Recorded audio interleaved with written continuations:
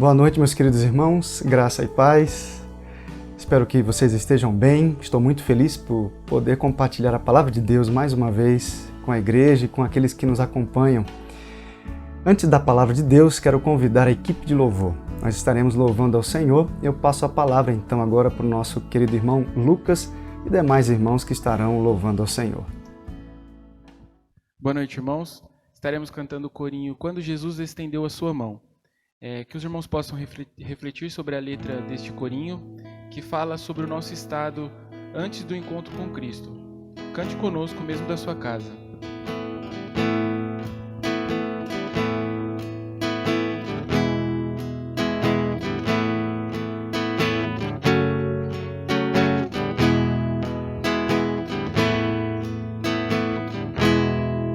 A minha alma estava longe do caminho do céu.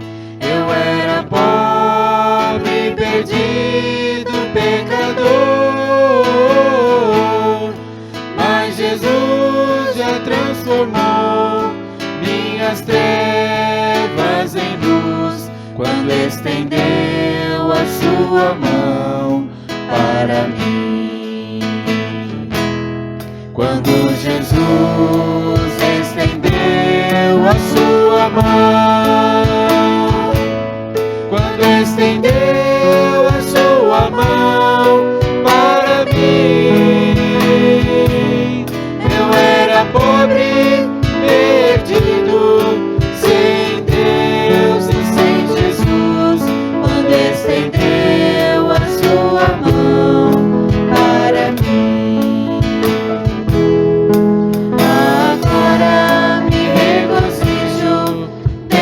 Que o aceitei, e na tempestade eu posso sossegar,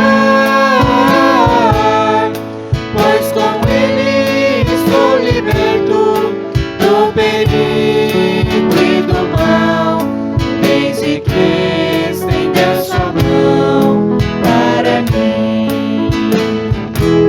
Quando Jesus estendeu a sua mão, quando estendeu a sua mão para mim, eu era pobre, perdido, sem Deus e sem Jesus, quando estendeu a sua mão para mim. Quando Jesus estendeu a sua mão, quando estendeu a sua mão para mim, eu era pobre, perdido, sem Deus e sem Jesus, quando estendeu a sua mão para mim. Quando estendeu a sua mão para mim, quando estendeu a sua mão para mim. Oremos. Senhor Deus eterno Pai, te agradecemos, ó Pai, porque Tu és um Deus bondoso, misericordioso, Senhor, porque o Senhor nos resgatou da perdição, ó Pai, e hoje podemos ser chamados de Teus filhos, Senhor. Que o Senhor esteja abençoando a vida de cada irmão que está assistindo agora este culto, Senhor. Esteja abençoando, dando entendimento da Tua palavra, Senhor. E também esteja usando a vida do pastor Danilo para falar aos nossos corações. Em nome de Jesus, que oro e agradeço. Amém. Amém. Deus abençoe, meus queridos irmãos do louvor. Amada igreja, hoje nós vamos estudar Saulo, perseguidor incansável da igreja. Esse é o tema da nossa mensagem de hoje. E eu convido você a abrir a sua Bíblia em Atos capítulo 9, verso 1 ao 2. É isso que nós vamos estudar hoje. Por mais que nós vamos citar outros versos, nós vamos nos prender nesses dois aqui, tirar como referência esses dois versos. Diz assim a palavra de Deus. Vamos ler já verso 1 e 2 do capítulo 9. Saulo, respirando ainda ameaças e morte contra os discípulos do Senhor, dirigiu-se ao sumo sacerdote. E lhe pediu cartas para as sinagogas de Damasco, a fim de que, caso achasse alguns que eram do caminho, tanto homens como mulheres, os levasse presos para Jerusalém. Nós vemos aqui que realmente Paulo, aqui ainda Saulo, um grande perseguidor da igreja. E nós vamos falar daqui a pouco sobre isso. Mas domingo passado, queridos, estudamos 5 elementos fundamentais para a evangelização. Finalizamos, encerramos o estudo na vida de Filipe, um homem abençoado, um homem evangelista, obediente, sensível à voz do Espírito Santo. E eu gostaria hoje, antes de entrar aqui em Saulo, capítulo 9, lembrar o que falamos na primeira mensagem da nossa série em Atos, esboços no livro de Atos. Vamos olhar aqui os 2 esboços que nós falamos. Primeiro, baseado em Atos capítulo 1, verso 8. Isso por quê, irmãos? Por que eu quero lembrar o esboço do livro de Atos? Para a gente poder lembrar onde que nós estamos na história aí da igreja e entender o que está acontecendo, o que está prestes a acontecer, tá ok? Então o primeiro esboço pode ser baseado no cumprimento da ordem de Cristo aos apóstolos dada no capítulo 1, verso 8, como eu disse. Eu vou ler aqui: mas recebereis o poder ao descer sobre vós o Espírito Santo, e sereis minhas testemunhas, tanto em Jerusalém como em toda a Judéia e Samaria e até os confins da terra. Esse esboço inclui o quê? A igreja se originando em Jerusalém, capítulo 1 ao capítulo 7, que nós podemos enxergar ali, observar o brilhantismo do crescimento da igreja, Deus usando de forma espetacular os apóstolos, a igreja crescendo em número, de forma assim não vista, né? A igreja desenvolvendo muito. Claro que a igreja iniciou ali, mas esse crescimento não é comum nem mesmo nos dias de hoje, tá? Então é espetacular o crescimento da igreja ali. Já o capítulo 8 ao 12, nós vemos a igreja se dispersando para a Judéia e para Samaria. Nós vemos aí o ministério de Filipe, um homem abençoado que Deus usou grandemente, tanto em multidões como pessoas em particular, como foi no eunuco. Do capítulo 13 ao 28, nós vemos a igreja alcançando os confins da terra, o ministério do apóstolo Paulo. Esse, então, é um esboço baseado em Atos 1:8. Primeiro, possibilidade de esboço. Segunda possibilidade de um esboço aqui para o livro de Atos, que nós já falamos na primeira mensagem, baseado nos personagens do livro de Atos. O ministério do apóstolo Pedro e o ministério do apóstolo Paulo. Pedro, ele é o protagonista do capítulo 1 ao 12, e Paulo do 13 ao 28. Então nós temos aqui essas 2 possibilidades, irmãos. Então nós vemos aqui que nós já estamos caminhando para o evangelho se dispersando e alcançando os confins da terra através do ministério de Paulo.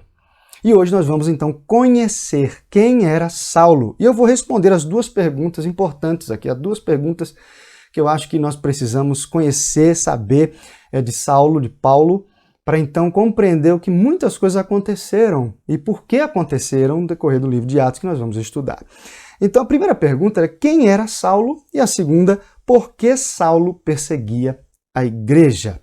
Vamos então aí para a primeira pergunta. Quem era Saulo? Quem era Saulo?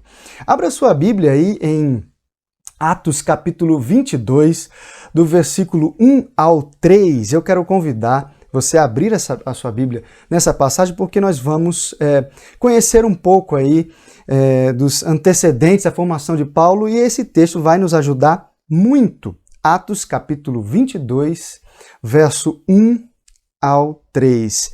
Quem era Saulo? É uma pergunta interessante porque muitas pessoas conhecem, sabem o que Paulo fez, mas quem ele era, realmente às vezes passa desapercebido. Então vamos lá, ler o capítulo 22, verso 1 e 3. 1 ao 3. Irmãos e pais, dai ouvidos à minha defesa que neste momento apresento diante de vós. E assim que ouviram que lhes falava em aramaico, guardaram o mais atento silêncio. Então Paulo declarou: sou judeu, nascido em Tarso da Cilícia, mas criado nesta cidade. Fui educado rigorosamente na lei de nossos antepassados, aos pés de Gamaliel, sendo tão zeloso por Deus, assim como estáis sendo vós neste dia. Então, queridos, nós vemos aqui um simples esboço da sua origem, da sua formação. Nas epístolas há ainda mais informações a respeito disso, e nós poderemos citar aqui, nós vamos citar algumas passagens que acrescentam informação, mas vários textos relatam de fato a vida de Paulo antes da conversão. Paulo, como vimos aqui, ele era nascido em Tarso da Cilícia. Tarso era uma das principais cidades ali da Cilícia, Tarso, que ficava numa região na costa sul da Turquia de hoje. Então, se você pegar um mapa aí, a Turquia, costa sul, ali nós teremos a cidade de Tarso, antigamente, principal cidade da Cilícia, aquela região. Então, na época de Paulo, ali estava estabelecida a capital de uma província romana. Era uma cidade próspera. Tinha o privilégio de ser isenta do imposto romano. Era culta e formosa por suas escolas. Uma cidade muito importante naquela época. Tarso, uma cidade de destaque. É provável até que Lucas tenha feito seu curso de medicina em Tarso. Então veja, a influência de Tarso em toda a região é muito grande. Então Paulo tinha orgulho da sua cidade natal. Em Atos 21:39, ele chama de cidade não insignificante, ou seja, tem significado para ele e para muitas pessoas. Era significante a cidade. Paulo respondeu, diz lá o texto, eu sou judeu natural de Tarso, uma importante cidade da Cilícia. Essa aqui numa versão que diz que essa cidade era importante. E peço aqui o Senhor me permita falar ao povo. Ou seja, Paulo diz aqui, eu sou judeu natural de Tarso, isso no capítulo 21, verso 39. Uma importante cidade da Cilícia. Ele reconhece a importância da cidade de Tarso na sua vida e na vida de outras pessoas. Ao dizer eu sou judeu natural de Tarso, Paulo não está aqui se contradizendo, porque pode até parecer, né? Mas sabemos que Tarso não ficava em Israel. Então vamos compreender aqui e agora citar algumas epístolas de Paulo, e a primeira é Filipenses. Ele afirmou o seguinte no capítulo 3, verso 5. Circuncidado no 8º dia, sou da linhagem de Israel, da tribo de Benjamim, hebreu de hebreus, quanto à lei eu era fariseu. Então veja, ele diz aqui que ele é da tribo de Benjamim, hebreu de hebreus, quanto à lei era fariseu. Então nós vemos aqui que Saulo nasceu em Tarso, mas ele era filho de judeu. Então não é o local onde nasceu, mas quem o gerou. A expressão aqui, hebreu de hebreus, quer dizer que tanto o pai quanto a mãe eram judeus, puros. Por isso que ele se considerava judeu, ele era judeu de fato. A expressão essa, hebreu de hebreus, nos diz claramente isso. Então ele era natural de Tarso e ele valorizava a sua cidade natal. Por mais que ele fosse hebreu, mas ele reconhecia que tinha nascido em Tarso e ele era cidadão romano. Paulo possuía a cidadania romana por nascimento, como diz lá Atos 22, 28. Diz assim, e o comandante disse, eu tive que gastar muito dinheiro para conseguir essa cidadania. Ao que respondeu Paulo, pois eu a tenho de nascença. Veja, ele tem a cidadania romana de nascença. Provavelmente, o seu pai ou seu avô teria recebido essa cidadania oficial como recompensa por serviços prestados aí aos romanos. Ele tinha o nome romano Paulo, acompanhado também do nome hebraico Saulo. E essa cidadania, queridos, foi muito importante e providencial. Sabe por quê? Permitiu a ele livrar-se da prisão. Atos 16, aí você vai observar isso. Evitar castigo, aí já pulando para o capítulo 22, e também se defender perante o tribunal do imperador romano, no capítulo 25 de Atos. Então veja como foi importante essa cidadania romana Deus escolheu um homem que poderia atuar livremente naquela época, sob o poder dos romanos. Ele era hebreu, era também romano. Então, muito interessante isso, Deus escolhendo aí este homem para servi-lo. O que Paulo fazia? Quem era Saulo? Então nós vimos aí que ele era de Tarso, era cidadão romano. A profissão dele, qual que era a profissão dele? Talvez você saiba. A profissão dele era fazedor de tendas. A cidade natal de Paulo também teria influenciado a sua profissão. Lucas nos informa que a profissão de Paulo era fazer tendas. Atos capítulo 18, verso 3, nos diz isso. Foi nessa atividade, muito importante atividade, que ele adquiriu recursos para exercer seu ministério apostólico para não ser pesado às igrejas. E é um adendo que eu quero fazer. É importante a gente entender que naquele tempo a igreja estava crescendo, desenvolvendo, não tinha essa visão, não tinha a Bíblia fechada direitinho, explicando o sustento dos missionários, dos pastores, de líderes, de pessoas que estão trabalhando de tempo integral. Então, nós temos hoje na Palavra de Deus um resumo, muitas passagens, ensinamentos que falam a respeito do sustento. Mas Paulo aqui estava trabalhando, a igreja estava crescendo, não tinha a Bíblia fechada, muito pelo contrário, Paulo foi autor de muitas epístolas que Deus usou a vida dele, então ele teria que trabalhar nessa profissão de fazedor de tenda para se sustentar e não ser pesado para a igreja, as igrejas que estavam crescendo, estavam desenvolvendo naquele tempo. E também para ter mais liberdade e até mesmo a autoridade, como vemos lá em 1 Coríntios capítulo 9. Então, ele era um fazedor de tendas, e essa profissão era muito comum naquela época. O exército usava muito as tendas, viajantes, comerciantes, enfim, muitas pessoas usavam tendas. E fazedor de tendas era uma profissão muito comum, muito comum. E isso aqui ajudava Paulo a ter essa liberdade de sair, trabalhar num lugar, no outro, porque ele mesmo que realizava o seu trabalho ali, comprando somente o material que precisava. Mas ele trabalhava e era fazedor de tendas. Voltando aí para o verso 3 de Atos 22, dá uma olhadinha lá, novamente, volte lá no verso 3, onde nós já lemos Atos 22.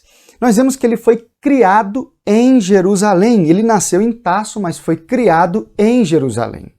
Isso quer dizer que recebeu educação orientada na língua e na cultura judaica. Isso é muito importante porque ele entendeu como que funcionava a cultura e a língua, estudou, se preparou.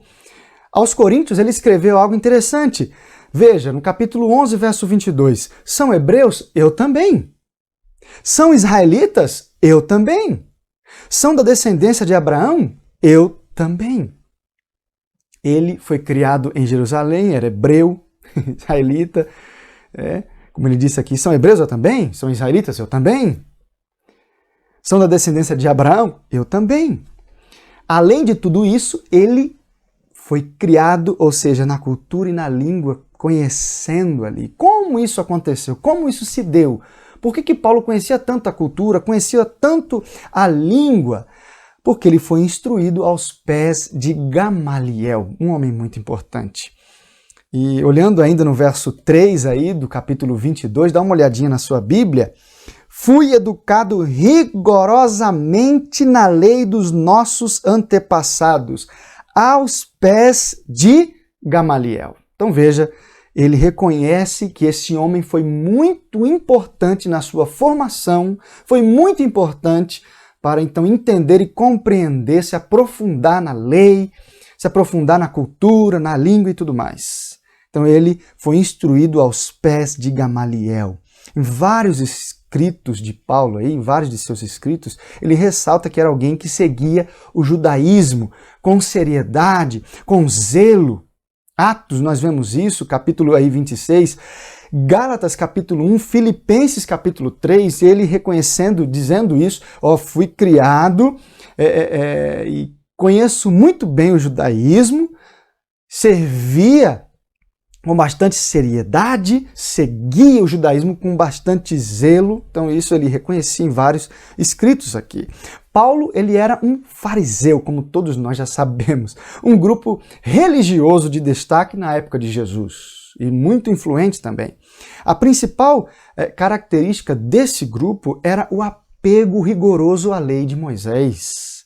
às tradições e também aos costumes dos antepassados. Isso nós temos claramente em Mateus capítulo 23, verso 25 ao 28, onde traduz aí esse grupo religioso, que são os fariseus, um grupo muito apegado à lei, muito apegado mesmo às tradições e aos costumes. E eles chegavam ao extremo que Paulo chegou, de matar por causa do costume, das tradições e da lei também. Então nós vemos que Paulo ele foi instruído aos pés de Gamaliel, um homem muito influente, era um mestre fariseu em destaque, pertencia a uma escola judaica aí mais moderada, não tão radical, e era muito renomado, conhecido do povo por sua piedade. Então Gamaliel era um homem que Deus escolheu para instruir Saulo. Essa que é a verdade. Deus separou este homem para cuidar do ensino de Paulo,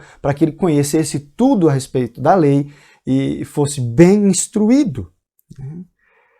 Em Atos capítulo 5, verso 34, está escrito que Gamaliel, como nós já estudamos, era respeitado por todo o povo. Então, além de ele ser um homem que é muito conhecedor, piedoso, ele era respeitado por todo o povo. Então, Paulo teve um homem aí que o instruiu, que era respeitado por todo o povo. E em Atos capítulo 25, versos 5 e 9, Paulo diz algo interessante. Na condição de fariseu, vivi conforme o partido mais rigoroso da nossa religião. Então veja, a religião aí judaica, o partido dos fariseus era o mais radical, mais rigoroso, e ele viveu de acordo com o que se esperava de um fariseu. E em Atos 22, verso 3, como nós já falamos, ele nos diz que ele foi instruído, ou seja, ele reconhece a instrução de um homem que o ajudou muito. E esses textos, então, meus queridos, que eu citei aqui, muitos textos, comprovam o apego que Paulo tinha à lei, o apego que ele tinha às tradições dos fariseus. E isso levou a perseguir de forma incansável a igreja de Deus, a igreja de Jesus Cristo. Então, conhecendo agora os antecedentes de Paulo, podemos entender um pouquinho, irmãos, porque ele foi um vaso escolhido por Deus. Somente alguns detalhes aqui que nós colocamos, porque se eu fosse citar toda a vida de Saulo, de Paulo aqui, todos os detalhes que eu encontrei em muitos livros aqui, não ia dar tempo de a gente falar tudo aqui. Então são muitos detalhes, muitas questões interessantes de Saulo aqui até então. E eu deixo aqui essa palavra para você, se você quiser estudar um pouquinho mais sobre a vida de Saulo. Tem livros que contam muitos detalhes, coisas tão interessantes sobre a vida dele, do princípio da época, como que era um fariseu e tudo que ele fazia. Então, como Paulo era um fariseu de destaque, você entender como que Paulo vivia. Então tem muitos detalhes interessantes. Então desafio você a se aprofundar um pouquinho mais na sua casa, nas suas pesquisas e leituras, e você vai crescer um pouquinho no conhecimento da vida deste homem que foi muito usado por Deus, grandiosamente usado por Deus. Essa foi a primeira pergunta respondida. Quem era Saulo? Então nós vimos aqui que ele era um homem nascido aí em Tarso, tinha a cidadania romana, era um fazedor de tendas, foi criado em Jerusalém, instruído na cultura, na língua, aos pés de Gamaliel, um homem influente em Jerusalém. Vamos responder então agora a segunda pergunta. Por que Saulo perseguia a igreja? Atos 9, aí 1 e 2, nós temos aí o texto que mostra que ele estava respirando ainda ameaças de morte, ameaças aí contra os cristãos. Atos 8, irmãos, verso 3, que nós já estudamos, eu vou só citar rapidamente aqui, que diz: Saulo, porém, queria destruir a igreja. Indo de casa em casa, arrastava homens e mulheres, lançando-os na prisão. Paulo aqui, ainda Saulo, queria destruir a igreja. Esse era o intuito dele. Essa era a vontade de Saulo. E o verbo aqui, assolar, foi usado no grego para a atitude de um animal selvagem e feroz, como nós já falamos também. A vontade de devorar realmente as suas vítimas. Saulo estava querendo destruir todo crente que aparecia na sua frente. E aí então, Atos capítulo 9, verso 1, nós vemos que ele respirando ainda ameaças e morte contra os discípulos do Senhor. Respirando. E esse verbo respirar aqui era uma alusão ao bufar dos animais selvagens, aguardando o momento de devorar a sua presa. Aquele momento que já está próximo de devorar, de destruir mesmo. Então é interessante aqui como que Lucas traduz como era Saulo. A vontade dele de destruir realmente a igreja, os cristãos, a perseguição era muito forte por parte de Saulo. Saulo, na verdade, Saulo era um lobo cruel, destruidor. Na verdade, tudo o que Paulo pensava, dizia, fazia, era dominado pelo seu desejo de aniquilar os seguidores de Jesus, de destruir todos. Estava determinado a banir da terra o cristianismo. Essa era a ideia de Saulo. Este era o pensamento de Paulo. Banir todo seguidor de Jesus. Destruir, desaparecer do mapa com todos. Essa era a ideia de Paulo. Por isso que ele é um perseguidor incansável da igreja. Ele estava determinado a isso. Atos 26, do 9 ao 11, nós temos o seu testemunho, o seu próprio testemunho ali, e observe as palavras que ele usa para descrever a sua atitude contra a igreja. Vou ler aqui. Observe bem. Na verdade, eu pensava que deveria fazer muitas coisas contra o nome de Jesus o Nazareno. E foi exatamente o que fiz em Jerusalém. Havendo eu recebido a autorização dos principais sacerdotes, encerrei muitos dos santos na prisão. E quando os condenavam à morte, eu dava o meu voto contra eles. Olha só. Muitas vezes os castiguei por todas as sinagogas, obrigando-os até a blasfemar.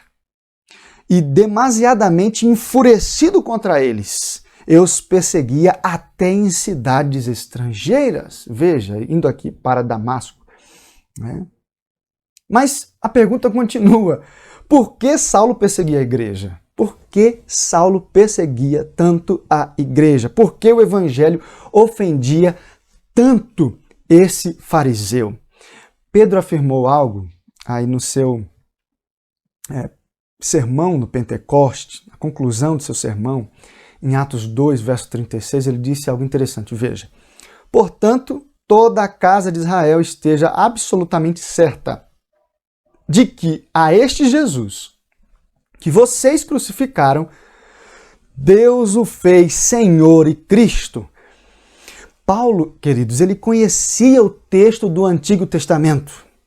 Deuteronômio 21, 23 diz que o que for pendurado no madeiro é maldito de Deus. Então a mente dele entrava em conflito, na verdade. Como pode o Messias prometido morrer pendurado no madeiro? Isso aí era inaceitável. Não aceitava que um nazareno, veja, lá da Samaria, aquela região toda, lembra-se do conflito, né?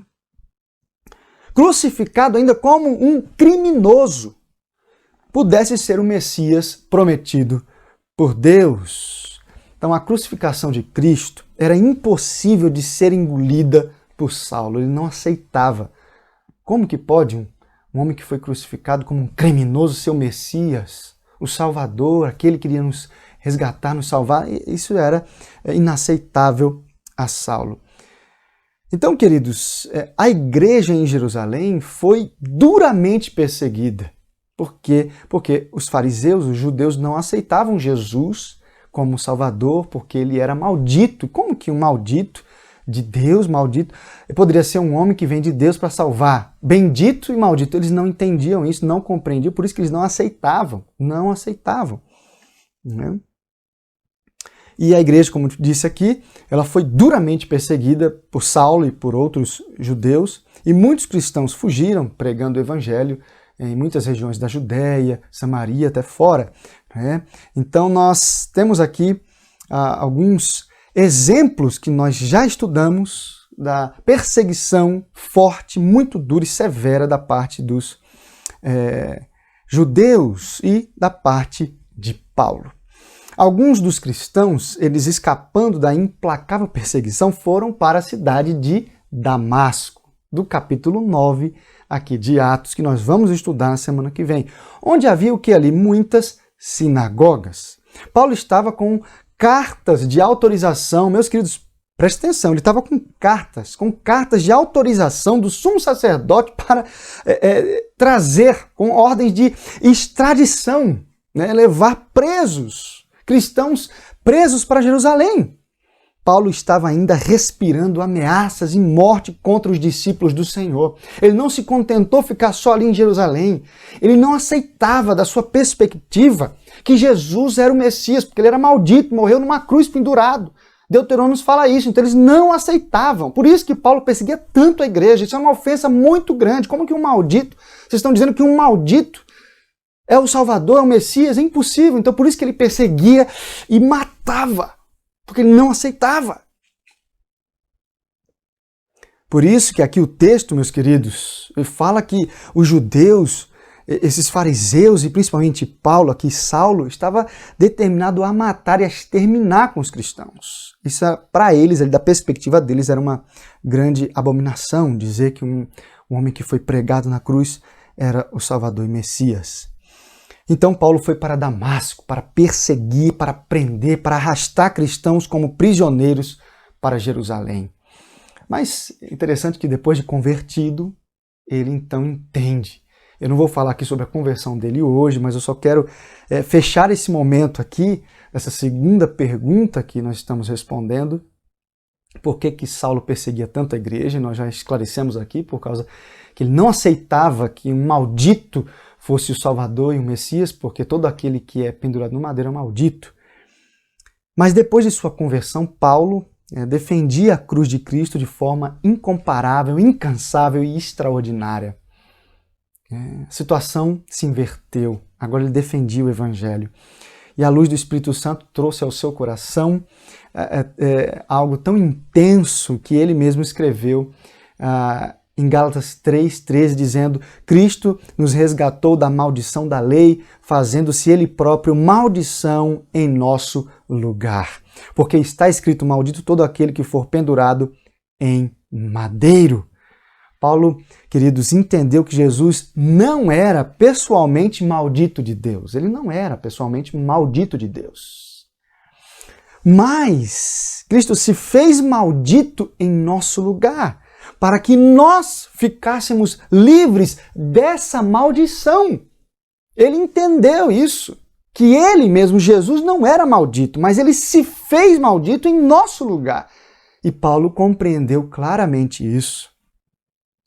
Ele compreendeu perfeitamente a mensagem da cruz e exaltou como ninguém a mensagem da cruz e defendeu como ninguém a mensagem da cruz como o maior evangelista que nós já vimos e conhecemos. Irmãos, estou chegando ao final aqui. Eu gostaria de concluir tirando algumas aplicações para as nossas vidas. O que nós podemos aprender com essa resumida biografia paulina pré-conversão? O que nós podemos aprender? Em primeiro lugar, se orgulhe da sua cidade natal. Se orgulhe da sua cidade natal. Paulo aqui se orgulhava. Ele ficava feliz com a cidade de Tarso. Não só porque a cidade de Tarso era uma cidade pomposa, né? Importante na época, não, mas ele se orgulhava da sua cidade. Ele dizia, não era insignificante. Tinha um significado na sua vida. E eu vejo que muita gente hoje tem vergonha da sua cidade natal. E muita gente não gosta nem de falar. Não, eu sou de tal cidade, aí começa a falar outra cidade, fala outra, mas enfim. Eu quero só chamar a sua atenção e a nossa atenção aqui de todos, que nós precisamos nos orgulhar de onde nós nascemos. Eu mesmo nasci numa cidade que espetacular. Cidade de Tocantinópolis, lá no norte. Se você não conhece, você tem que conhecer essa cidade. Depois você procura no mapa aí, você pesquisa quantos habitantes tem em Tocantinópolis, cidade. E eu não tenho nenhum problema com isso. Quando você vai entender o que eu estou falando quando você for pesquisar lá sobre Tocantinópolis. Mas eu não sei qual foi a cidade que você nasceu, mas tem gente que tem vergonha. quer transferir até e tudo, e não sei o quê, não quer ser reconhecido como natural daquela cidade. Meu querido, Deus escolheu você para nascer nessa cidade aí, então não fique com vergonha não. Aceite a cidade que você nasceu, tenha orgulho da sua cidade natal. Não fique aí com receio do que os outros vão pensar, não se incomode com isso. Deus escolheu você para nascer naquela cidade. Eu mesmo nasci, passei poucos anos lá, não conheço a cidade, mas foi lá que Deus escolheu para que eu nascesse. Devemos nos orgulhar, assim como Paulo, né, disse que não é insignificante essa cidade. Ela tem o seu valor na vida dele. Então a cidade que você nasceu tem um valor na sua vida. Então reconheça isso, não seja como aqueles que têm vergonha da sua cidade natal, não gostam de falar que é de tal cidade, é de tal estado e de região e tem vergonha, não. Não faça isso. Se orgulhe de onde Deus colocou você para nascer. Escolheu você para nascer. Segunda lição que nós podemos tirar aqui dessa resumida biografia, que nós devemos nos orgulhar da nossa profissão também. Paulo, ele era um fazedor de tendas. Meus queridos irmãos, era uma profissão tão comum na época como vendedor hoje. Era uma profissão muito simplória, mas ele citou e ele ainda se orgulhava dizendo, olha, eu pude ajudar pessoas que estavam comigo através dessa profissão, fazendo tendas. Meus queridos, tem tanta gente que tem vergonha da sua profissão, mas você se formou, está lá trabalhando, seja feliz na sua profissão, meu querido. Não fique querendo mudar de profissão uma hora ou outra e querendo pular e vai para um outro. Se concentre naquilo que você já se formou, então que você já está estudando. Não pare pela metade. Quantas pessoas começam uma faculdade e para? Muda de direção. Quantas pessoas iniciam um curso técnico, mas não é isso que eu queria, é outra coisa. Porque acha que é outra coisa melhor. Viu alguém que se deu bem numa área e começa a mudar de cabeça. Meu querido, veja o que Deus quer para a sua vida, ore, peça direção, então você caminhe nessa direção, não fica aí querendo, balançando para tudo quanto é lado. Qualquer novidade que aparece está aí querendo fazer, mudar, parar. Quantas pessoas ficam travando faculdade? Não seja mais um desses nessa estatística. Seja alguém que se forme, tem orgulho, mesmo que seja algo como Paulo aqui, uma profissão simples, mas ele se orgulhava e sustentava e sustentava outros também. Então, eu não sei qual é a sua profissão, que você está me ouvindo aqui agora, mas se orgulhe do que Deus separou para você. Onde Deus te colocou agora para trabalhar. Se orgulhe.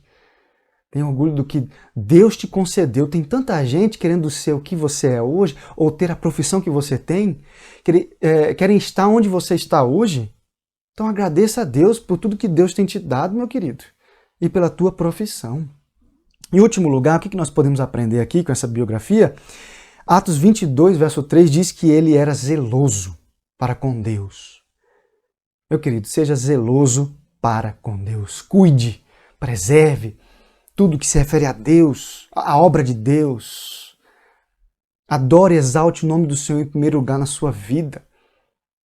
Tenha convicção no que você crê, estude, se aprofunde, assim como Paulo. Paulo era alguém que seguia o judaísmo com seriedade e zelo. Seriedade. Então seja um cristão com seriedade no serviço, na adoração.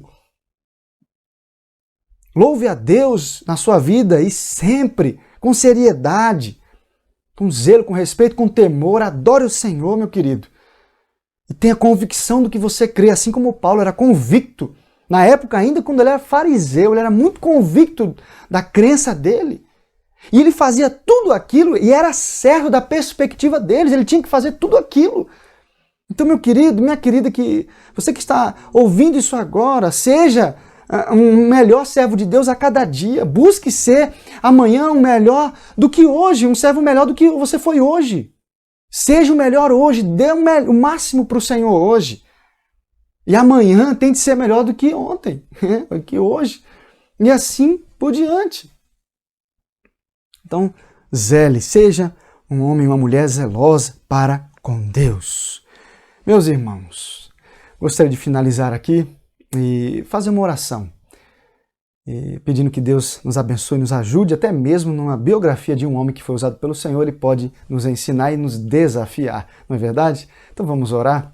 Nosso Deus, muito obrigado pela Tua palavra, que até mesmo através desta resumida biografia do apóstolo Paulo, Senhor, antes de sua conversão, nós podemos aprender, ser desafiados pela forma de viver dele, de suas atitudes, das suas convicções. Ó Deus, que tenhamos essas mesmas convicções hoje no Senhor, na Tua Palavra. Que sejamos zelosos para com o Senhor na nossa vida. Que tenhamos orgulho, ó Deus, das nossas origens, cidade natal, onde nós nascemos, ó Pai, da nossa profissão. Ó Deus, eu te agradeço, porque a Tua Palavra é tão clara e nos mostra a Tua vontade para nós, ó Deus. Que sejamos servos do Senhor a cada dia, Pai, buscando Te agradar e não agradar a homens, ó Deus. Usa, ó Deus, a vida deste homem, Paulo, aqui para falar aos nossos corações grandemente, ó Deus, onde nós iremos estudar bastante sobre ele aqui nessa série de Atos, em Atos. Muito obrigado, ó Deus. Nós Te louvamos, nós Te agradecemos em nome de Jesus. Amém. Boa noite, meu querido irmão e irmã, e até domingo que vem, com mais uma mensagem e falando aí da conversão deste homem, Saulo.